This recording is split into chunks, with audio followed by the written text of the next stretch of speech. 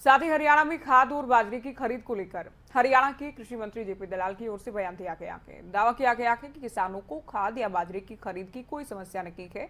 ये समस्या केवल कालाबाजारी करने वालों के सामने है। रिपोर्ट।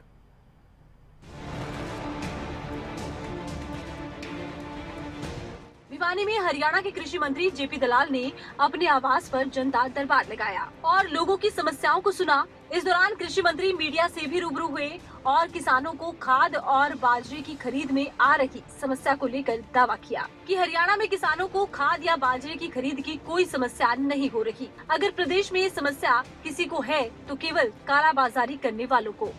जेपी दलाल ने कहा कि खाद की कमी का भ्रम कालाबाजारी करने वाले फैला रहे हैं। उन्होंने कहा कि सख्ती के चलते किसान नहीं बल्कि खाद की कालाबाजारी करने वाले परेशान हैं।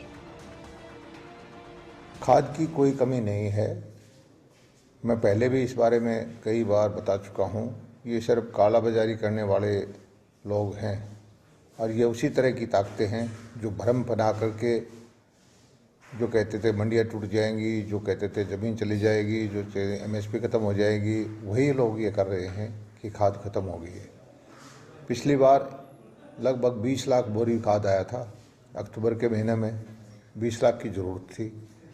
इस बार हम उससे ज़्यादा खाद जो है किसानों को दे रहे हैं और हरियाणा की एक एक एकड़ ज़मीन का हमारे पास डाटा है। कहीं पर कोई खाद की कमी नहीं रहने दी जाएगी। वहीं बाजरे के गिरते भाव पर भी जेपी दलाल ने कहा, बाजरे की हर बार कालाबाजारी होती थी। इस पर रोक लगाने के लिए बाजरे को भावांतर योजना में शामिल किया गया। बाजरे की हमारी जो नीति है वो सोच समझ कर हमने बनाई थी।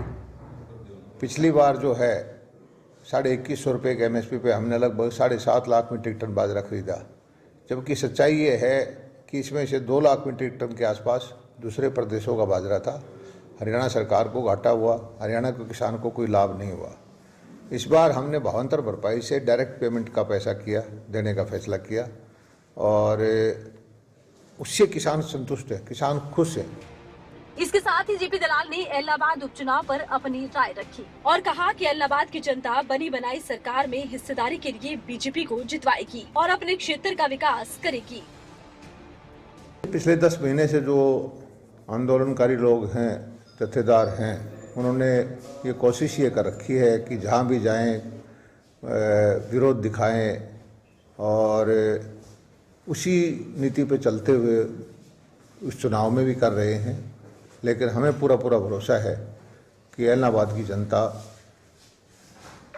भारतीय जनता पार्टी के कैंडिडेट को वोट दे करके अपना पूरा सहयोग कर करके सरकार जो बड़ी बनाई है अगले 3 साल तक उसमें हिस्सा करेंगे और अपना विकास करवाएंगे। कृषि मंत्री जेपी दलाल ने स्पष्ट किया कि किसानों को किसी भी तरह की कोई परेशानी नहीं होने दी जाएगी। अब देखना होगा कि किसानों पर कृषि मंत्री की इस बात का क्या असर होता है। तो वहीं इलाहाबाद उपचुनाव में किस पार्टी को जीत मिलती है। जगबीर खंडगस, भिवानी, खबरें अभी तक।